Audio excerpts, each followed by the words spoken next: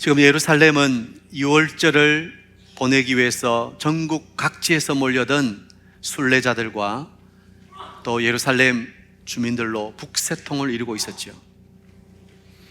그리고 자칭 유대인의 왕이라고 하시는 예수님이 예루살렘으로 오신다는 소식이 전해지자 그 수많은 사람들이 예수님을 보기 위해서 몰려들기 시작했습니다. 드디어 예수님께서 어린 나귀를 타시고 예루살렘 성으로 들어오십니다. 사람들은 종려나무 가지를 흔들면서 환호성을 치죠. 그 환호성이 뭡니까? 오늘 우리가 읽은 말씀이죠. 호산나 찬송하리로다 주의 이름으로 오시느니 곧 이스라엘의 왕이여. 그렇습니다. 예수님은 왕이십니다. 예수님은 온 인류가 기다리던 진정한 왕이십니다. 아멘입니까? 사실 그동안 예수님은 사람들에게 드러내놓고 자신을 메시아다, 내가 왕이다, 그렇게 하지 않으셨죠. 오히려 예수님은 자신을 숨기셨습니다. 그런데 오늘은 많은 사람들의 환호 속에, 그것도 예루살렘 대로로 행차를 하고 계시는 거예요. 그리고 예수님께서 예루살렘으로 들어오실 때 많은 사람들이 환호성을 지를 때 어떤 바리새인이 예수님을 좀 이렇게 나무라듯이 이야기합니다. 아니, 당신의 제자들을 좀 꾸짖으세요. 왜 저렇게 야단법석입니까? 그때 예수님께서 뭐라고 하셨죠? 누가복음 19장 40절을 보면 만일 이 사람들이 침묵하면 돌들이 소리 지르리라. 이제는 본격적으로 예수님께서 자신을 메시아, 자신이 인류의 왕이라는 것을 선포하고 계시는 거예요. 여러분, 예수님의 태도가 왜 이렇게 확 바뀌셨죠? 그동안은 드러내지 않으셨어요. 그동안은 자신이 메시아임을 말씀하지 않으셨어요. 그런데 유월절을 앞두고 오늘은 왜 이렇게 스스로 드러내시고 오히려 사람들이 잠잠하면 돌까지도 소리칠 것이라고 그렇게 말씀하실까요? 그것은 예수님께서 구약에 예언된 말씀을 철저하게 순종하고 계시기 때문입니다. 이 본문 말씀은 스가랴 9장을 성취한 것입니다. 스가랴 9장은 다가올 메시아의 시대와 또 진정한 왕의 통치를 예언하고 있죠. 스가랴 9장 9절 시온에 따라 크게 기뻐할지어다, 예루살렘에 따라 즐거이 부를지어다. 보라, 내 왕이 내게 임하시나니 그는 공의로우시며 구원을 베푸시며 겸손하여서 나귀를 타시나니 나귀의 작은 것 곧 나귀 새끼니라. 이 스가랴서 말씀이 선포될 당시 이스라엘은 페르시아의 지배하에 있었지요. 그들은 포로로 잡혀가서 너무나도 고통스럽고 소망이 없는 어둠의 시대를 살고 있었습니다. 그런데 이 어둠의 때 이스라엘의 진정한 왕이 임하신다는 거예요. 그들을 해방시켜 준다는 거예요. 자유케 해준다는 거예요. 그래서 그들은 기뻐하며 외치라고 말씀하고 있는 거예요. 왜냐하면 이스라엘이 그 왕으로 말미암아 다시 회복되기 때문이에요.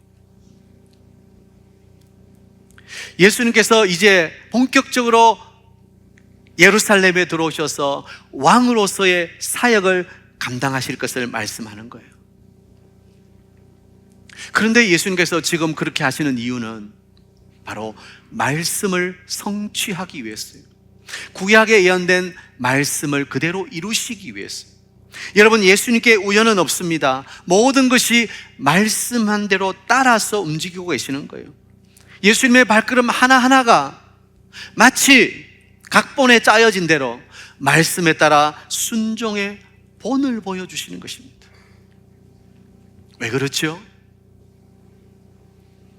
말씀의 철저한 순종을 통해서 하나님의 뜻을 이루실 수 있기 때문에. 예수님이 이 땅에 오신 이유와 목적은 바로 하나님의 뜻을 이루기 위해서요. 우리를 구원하려고 하시는 그 하나님의 놀라운 계획을 성취시키기 위해서 예수님은 이 땅에 오신 거예요. 그러므로 예수님은 철저하게 하나님이 미리 말씀하신 말씀대로 한 걸음 한 걸음 움직이고 계셔요. 여러분, 오늘날 온통 세상은 네 하고 싶은 대로 하라는 거예요. 네 본능에 충실하라는 거예요. 끌리는 대로 살라는 거예요. 그러나 우리 믿음의 백성이 꼭 기억해야 될 것이 있습니다. 주님을 따르고 주님을 바라보는 예수 제자인 우리들은 우리가 하고 싶고 우리가 가고 싶은 길이 아니라 말씀에 철저하게 순종해야 된다는 것입니다. 때로는 그것이 세상 이치와 맞지 않을 때가 있어요. 세상 방식과 다를 때가 있어요. 그래서 세상이 조롱하고 세상이 바보라고 손가락질할 때도 있어요. 그러나 그때도 우리는 묵묵히 말씀의 길을 따라가는 하늘나라 사람이라는 것을 꼭 기억해야 되는 것입니다. 사랑하는 여러분, 오늘 우리는 얼마나 말씀을 따라 말씀에 순종하며 살아가고 있습니까? 우리는 오늘 너무나 사람들의 시선에, 사람들이 나를 어떻게 볼까, 사람들이 내에 대해서 뭐라고 말해줄까, 그 평가에 예민한 거 아닙니까? 저는 사람이 중요하지 않다는 게 아닙니다. 무시하고 지 마음대로 살라, 그 말이 아닙니다.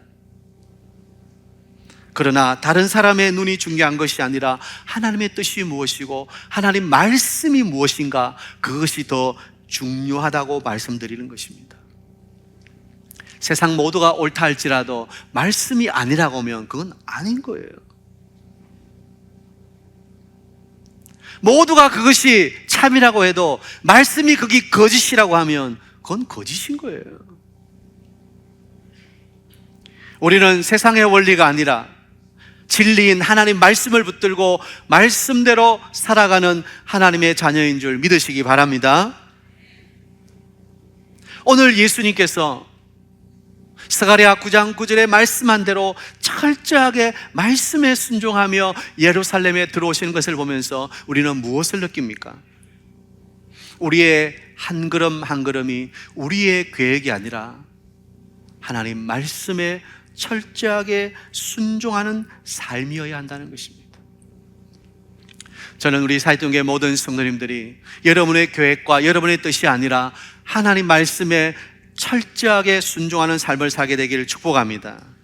오늘 종료주일을 맞이하며 예수님께서 구약의 말씀대로 순종하셔서 예루살렘에 들어오시는 것을 보면서 느끼는 교훈은 첫 번째, 말씀 순종이 왕의 길이라는 거예요. 받아봅시다. 말씀 순종이 왕의 길입니다. 왕이라고 자기 마음대로 하는 게 아니에요. 지 하고 싶은 대로 하는 게 아니에요.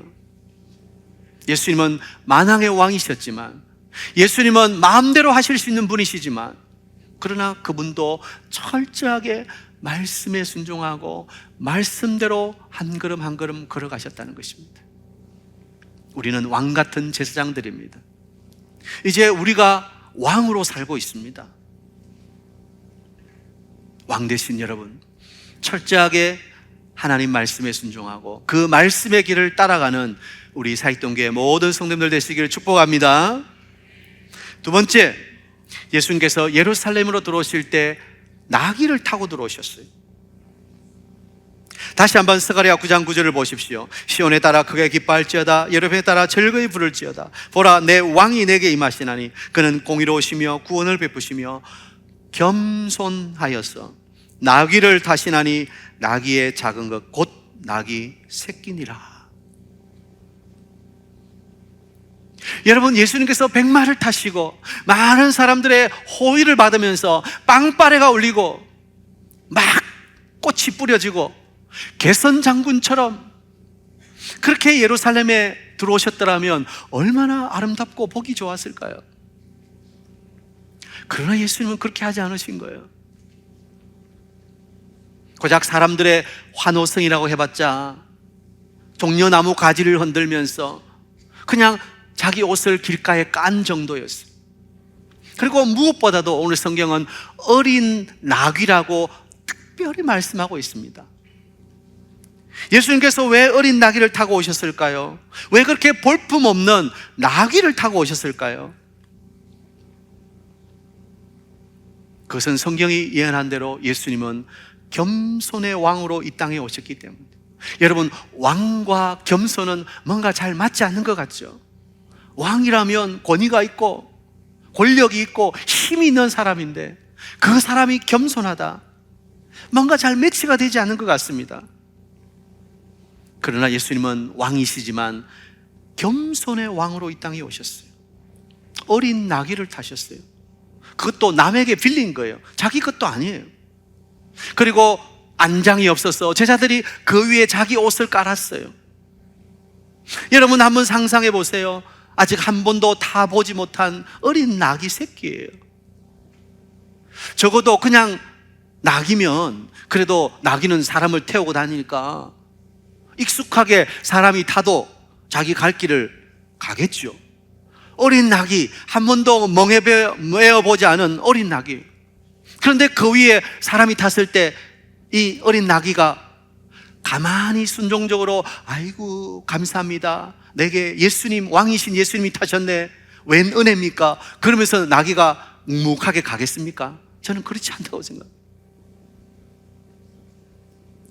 한 번도 사람이 타보지 못한, 멍에 매지 않은 그 나귀는 그 사람이 탔을 때 깜짝 놀랐을 거예요. 그리고 불편했을 거예요. 막 태우기 싫다고 몸을 흔들었을지도 몰라요. 그리고 그 어린 나귀가 가는 길이 얼마나 뒤뚱하겠어요. 생각만 해도 참 초라하고 볼품없어요. 아니, 정말 웃겨요.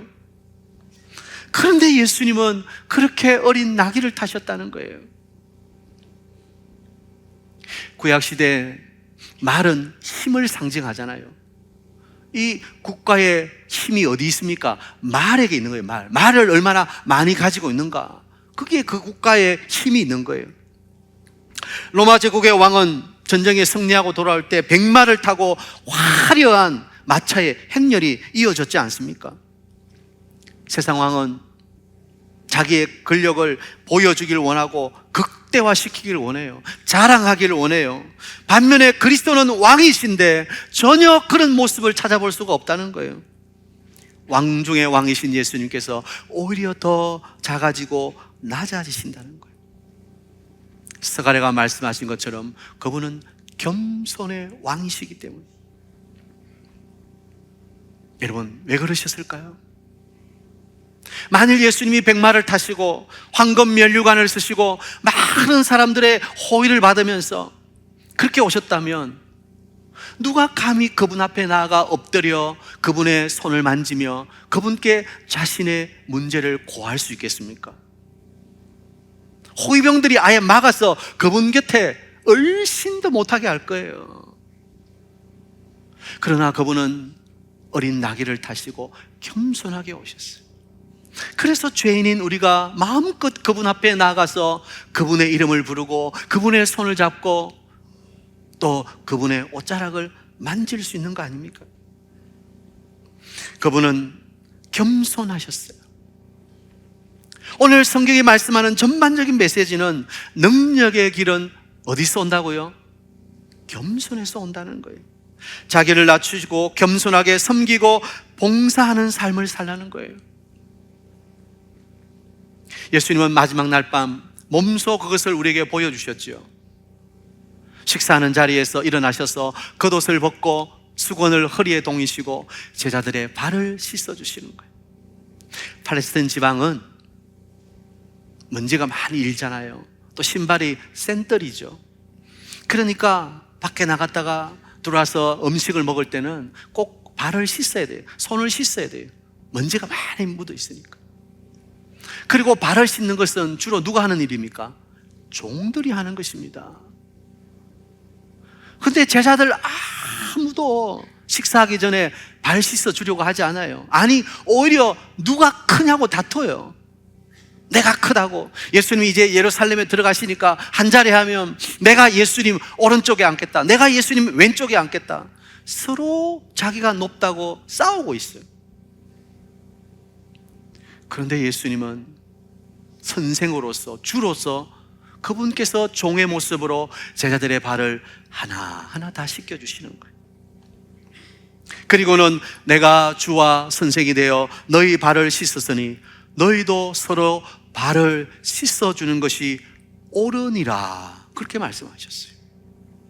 마지막 가는 길에도 예수님이 보여주신 것은 겸손한 섬김이었어요. 겸손. 누구 유튜브를 보니까 겸손은 힘들다 뭐 이런 유튜버가 있던데, 여러분, 우리가 겸손히 섬김을 산다는 것 쉽지 않아요. 왜 그렇죠? 우리의 본성이 반대이기 때문에. 우리의 본성은 내가 높임받기를 원해요. 내가 영향력을 끼치고 내가 지배하고 내가 다스리기를 원해요. 위에 있기를 원하지 아래에 있기를 원하는 사람은 아무도 없어요. 요즘 정치를 보세요. 왜 정치가 이렇게 혼란스럽죠? 왜 이렇게 정치가 서로 네가 잘못이라고 손가락질 합니까? 정치를 하나의 권력이라고 생각하기 때문이에요. 위에 있다고 생각하기 때문이에요. 사실 정치는 섬기는 거죠. 국회의원도, 위정자들도, 대통령도 국민을 위해서 존재하고 국민을 섬기는 자리 아닙니까?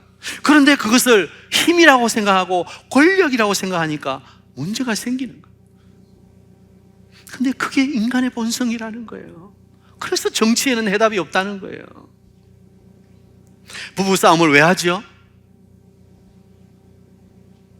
여러분은 부부싸움 안 하시나 보죠? 누가 주도권을 갖느냐? 서로 주도권을 가지려고요. 나는 그래도 남편이고 가장이고 그러니까 내가 하면서 나의 목소리를 내려고 하니까 싸움이 일어나는 거예요. 교회에서도 마찬가지예요. 목사가, 장로가 위에 있다고 생각하면 문제가 생기는 거예요. 섬기는 자리에 있어야 되는 거예요. 특별히 목사가 문제예요. 이놈이 문제, 이놈이. 가장 섬기는 자리, 낮은 자리에 가야 되는 거예요. 주님은 오늘 우리에게 그것을 보여주시는 거예요. 우리는 자꾸 높아지려고 하고 인정받으려고 하고 그런 욕망이 우리 속에 용수철처럼 튀어오른다는 거예요. 그런데 오늘 예수님은 예루살렘 입성을 통해 어린 나귀를 타고 오시는 모습을 우리에게 보여주시면서 그런 욕망을 내려놓으라고 하시는 거예요. 자기 중심적인 그 욕망을 내려놓아야 된다고 말씀하시는 거예요. 그리고 겸손히 섬길 수 있어야 된다고 말씀하시는 것입니다. 여러분, 우리 삶의 본질이 무엇입니까? 내가 생각한 것을 성취하고 성공하고 내가 권력, 힘을 지는 게 아닙니다. 우리 삶의 본질은 하나님의 나라와 예수 그 복음을 위하여 내가 섬기고 헌신하는 거예요. 내가 교회를 위해서. 어제 우리 교회 청소가 있었죠. 안 오신 분들은 알 길이 없도다. 1시부터 오셔서 서로 전도회별로 나누어져서 각자의 맡은 구역들을 청소하시는데 얼마나 열심히 하시는지요. 걸레를 빨아가지고 그 유리에 붙어있는 찌꺼기들, 먼지들 달라붙은 것들을 그걸 문지르고 계세요. 안 되니까 또 빨아가지고 또 문지르고 계시고, 지하 식당에 내려가 보니까 식당의 의자들을 다 책상 위에 올려놓고, 솔직히 지하 식당은 여러분 음식 드시다가 뭐 이렇게 또 흘리고 하시니까 바닥이 좀 많이 더럽죠. 그걸 다 이렇게 닦으시고, 굳어서 안 되니까 또 해가 또 닦으시고. 제가 생각할 때, 야, 집에서는 저렇게 안 할 텐데. 그런데 우리 남자 성도님들이 그 꾸중물에 걸레 넣어가지고 빨고 다시 또 그 바닥에 붙어 있으니까 또 막 안 되니까 막 수세미로 막 이렇게 하시더라고요. 낮아지며 겸손하게 섬기는 것, 헌신하는 것, 그것이 바로 우리의 모습이어야 되는 거예요. 무엇보다도 형제를 향한 따뜻한 배려와 사랑으로 섬김이 있어야 되는 거예요. 왜냐하면 그 겸손의 섬김을 통해서 누군가에게 위로와 쉼을 줄 수 있기 때문에. 그렇게 청소하면서도요, 한 분도 얼굴 찡그리고 억지로 하는 분 없었어요. 다들 얼마나 행복한 미소를 지으면서 서로 웃어가면서 하시던지요. 예수님 말씀 기억하십니까? 마태복음 11장 28절 29절 수고하고 무거운 짐진 자들아 다 내게로 오라. 내가 너희를 쉬게 하리라. 나는 마음이 온유하고 겸손하니 나의 멍에를 메고 내게 배우라. 그리하면 너의 마음이 쉼을 얻으리니. 여러분, 우리 모두는 인생의 무거운 짐을 지고 가고 있어요. 힘겹게 걸어가고 있어요. 그런데 겸손의 왕이신 그분이 내 곁에 계십니다. 무거운 짐을 내려놓으라고 말씀하십니다. 그분께서 우리에게 참된 쉼과 안식, 샬롬, 평안을 주시는 거예요. 이제 내가 누군가가 쓰러질 때 그 예수의 이름으로 다가가서 그분의 손을 붙잡아 주는 거예요. 힘을 내세요, 형제님. 제가 당신을 위해 기도하고 있습니다. 함께 일어나 갑시다. 우리가 누군가에게 그렇게 겸손하게 낮은 자리로 내려가서 그 사람의 손을 잡아 일으켜 줄 수 있다면, 바로 우리가 예수님처럼 살 수 있다면 얼마나 행복할까요? 오늘 예수님께서 말씀해 주시는 교훈은 이것입니다. 겸손이 왕의 길이라는 거예요. 받아봅시다. 겸손이 왕의 길입니다. 우리는 왕 같은 제사장이라고 했습니다. 우리는 왕의 권세를 가지고 있어요. 하나님의 자녀의 권세가 있어요. 그러나 우리는 겸손한 모습으로 낮은 데로 내려가서 서로를 배려하고 서로를 존중하고 서로를 섬기는 겸손의 삶을 살아야 된다는 것입니다. 우리 사이동교회 모든 성도님들, 예수님을 본받아 겸손의 삶을 사는 여러분 되시기를 축복합니다. 마지막 세 번째, 예수님께서 왜 어린 나귀를 타시고 예루살렘으로 들어오셨을까요? 그것은 희생의 제물이 되기 위해서입니다. 예수님께서 지금 예루살렘으로 들어오시는 것은 왕의 승리의 계가 행진이 아니라 죽음의 길, 십자가의 길을 가는 거예요. 그래서 그 시간을 유월절에 맞추고 있는 거예요. 여러분 다 아시는 것처럼 유월절은 어린 양을 잡는 날이에요. 애굽에 있던 이스라엘이 그 유월절 밤 어린 양을 잡아 그 고기를 먹고 그 피를 문에 바름으로 죽음의 사자가 지나갔다. 유월했다는 거예요. 유월, 패스 오브, 넘어갔다는 거예요. 그 어린 양의 죽음으로, 그 피로 죽음이 지나고 나는 새 생명을 얻은 날, 그게 바로 유월절이에요. 그 유월절 밤이죠. 예수 그리스도는 온 인류를 위한 하나님의 어린 양이 되신 거예요. 세례 요한이 뭐라고 했죠? 예수님을 향해서 보라, 세상 죄를 지고 가는 하나님의 어린 양이로다. 예수님은 죽으시기 위해서, 희생 제물이 되시기 위해서 지금 예루살렘에 들어오시는 거예요. 그래서 한 번도 타보지 않은 어린 나귀를 타신 거예요. 왜? 제물은 멍에를 메어 본 것은 제물이 될 수 없어요. 하나님께 드리는 제물은 가장 순수하고 가장 아름답고 사람의 손이 타지 않은 가장 완벽한 것이어야 되기 때문에, 흠이 있으면 되지 않기 때문에 예수님은 상징적으로 그 한 번도 사람이 타보지 않은, 멍에 매지 않은 어린 나귀를 타고 오시면서 이것이 바로 제물이라는, 이 어린 나귀처럼 내가 유월절 어린 양으로서 희생 제물이 된다는 것을 우리에게 보여주시는 거예요. 예수님은 도살장으로 끌려가는 어린 양과 같습니다. 이사야 53장 7절 그가 곤욕을 당하여 괴로울 때에도 그의 입을 열지 아니하였으며 마치 도수장으로 끌려가는 어린 양과 털 깎는 자 앞에서 잠잠한 양같이 그의 입을 열지 아니하였도다. 예수님의 예루살렘 입성은 죽으시기 위한 길이었고, 그분이 희생 제물 되시는 어린 나귀를 통해서 당신이 직접 어린 양 희생 제물인 것을 우리에게 보여주시는 거예요. 여러분, 우리 삶에도 희생이 필요합니다. 단지 사람의 인정을 받기 위해 멋지게 사는 것이 우리의 목적이 아닌 거예요. 예수님께서 자신의 생명을 주심으로 우리를 살린 것처럼 우리도 한 알에 썩는 밀알이 되어서 누군가에게 생명을 나누어 줄 수 있어야 됩니다. 우리의 헌신과 희생과 섬김을 통해서 한 영혼이 살아나게 되는 거예요. 4월 26일과 4월 30일 새생명 축제 더 파티 하늘 잔치를 통해서 우리의 섬김과 우리의 기도와 또 초청을 통해서 한 영혼이 복음을 듣게 되고 살아나는 역사가 일어나게 될 줄 믿습니다. 우리는 축복의 통로로서의 삶을 살아야 됩니다.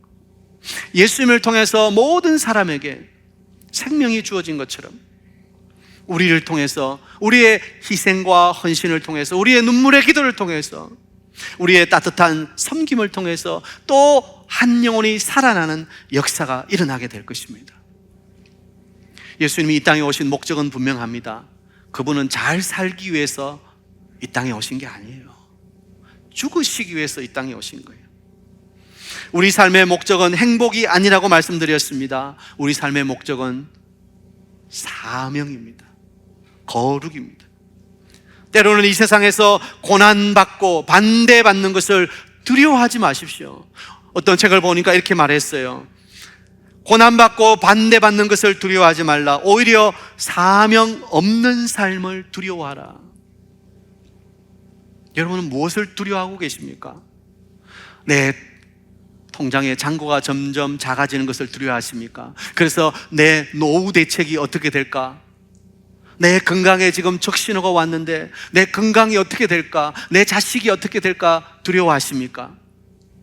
진짜 우리가 두려워할 것은 내가 하나님 주신 이 땅의 사명을 감당하고 살아가고 있는가? 혹시 나는 사명 없이 살아가고 있지 않은가? 그것을 두려워해야 된다.